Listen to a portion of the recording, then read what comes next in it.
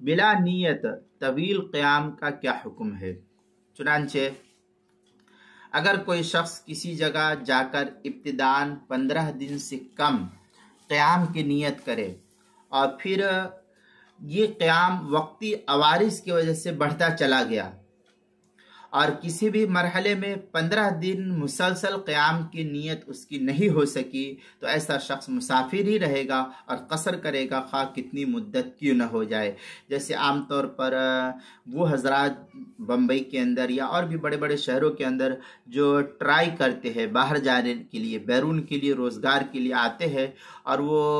مستقل ان کی کوئی نیت نہیں ہوتی ہے ٹھہرنے کی، لیکن وہ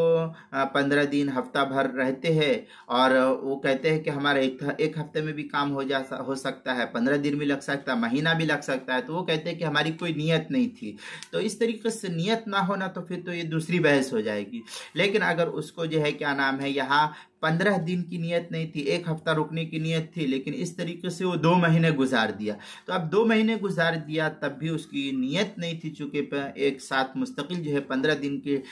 ٹھہرنے کی، تو اب اس شخص کے اوپر جو ہے یہ اتمام نہیں بلکہ وہ قصر ہی کرے گا۔ چنانچہ عالمگیریہ میں ہے وَإِنَّ وَالْإِقَامَ أَقَلَّ مِنْ 15 يَوْمًا قَصْرًا هكذا في الهداية ولو بقي في المصر السنين على عزم أنه إذا قضى حاجته۔ اس طریقے کی عبارت جو ہے فتاوی عالمگیریہ اس کے پہلی جلد صفحہ 139 بدائع الصنائع جو زکریا بک ڈپو دیوبند کا ہندو نسخہ اس کی پہلی جلد صفحہ 268 فتاوی تاتارخانیہ پہلی جلد جو زکریا بک ڈپو دیوبند کا ہندو نسخہ اس کی دوسری جلد صفحہ 525 مسئلہ نمبر 3206 حلبی کبیری اس کے صفحہ